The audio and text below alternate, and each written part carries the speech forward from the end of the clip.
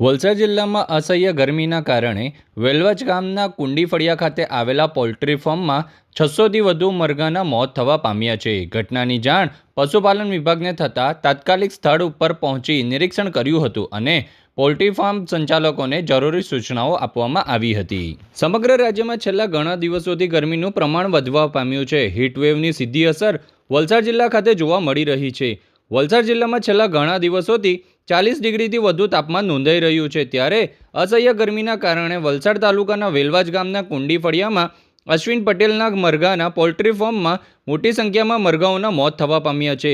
છેલ્લા 2-3 દિવસથી ગરમીનું પ્રમાણ વધતા પોલ્ટ્રી ફાર્મમાં 600થી વધુ મરઘાના મોત થયા હતા. અચાનક આંખની સામે તરફડિયા મારતા મરઘાના મોત થતાં પોલ્ટ્રી ફાર્મના સંચાલક પણ મૂંઝવણમાં મુકાયા હતા.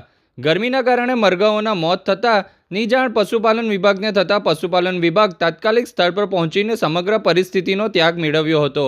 સાથે મરઘા ઉછેરના ધંધા સાથે સંકળાયેલા લોકોને જરૂરી સૂચનાઓ આપ્યા હતા અને હીટવેવની ગાઈડલાઈન પણ બહાર પાડવામાં આવી હતી. ડૉક્ટર નિમેશ પટેલ, મદદનીશ પશુપાલન નિયામક, ઘનિષ્ઠ મરઘા વિકાસ ઘટક, વલસાડ. ઓનરના કહેવા મુજબ આજે આ વેલવાજ ગામે 500 જેટલા પક્ષીઓનું મરણ થયું હતું. જે ફાર્મની ઉપર સ્પ્રિંકલર લગાવેલા હતા એ ટેકનિકલના લીધે બંધ થઈ ગયા હતા. એના લીધે આ બનાવ બન્યો હતો. અંદાજિત 500થી 600 જેટલા પક્ષીઓનું મરણ થયું હતું. મરઘા પાલકોને આજે અત્યારે ગરમીનું સિઝન વધારે ચાલી છે એટલે તમામ મરઘા પાલકોને એટલી વિનંતી છે કે પાણી એમને તાજું અને સ્વચ્છ મળી રહે એવી વ્યવસ્થા કરવી જોઈએ. એની સાથે સાથે દરેક ફાર્મ ઉપર સ્પ્રિંકલરની વ્યવસ્થા રાખવી જોઈએ, જેથી ગરમીનું પ્રમાણ વધે તો પક્ષીઓને એમાં રાહત મળી રહી. એની સાથે સાથે ઇલેક્ટ્રોલાઇટ પાવડરનો ઉપયોગ કરવો જોઈએ. આ ફાર્મની આજુબાજુ જે પણ દિવાલો હોય એમાં કંતાનની ગુણી મૂકીને એની ઉપર પાણીનો છંટકાવ કરવો જોઈએ અને વેન્ટિલેશન ફૂલ હોવું જોઈએ.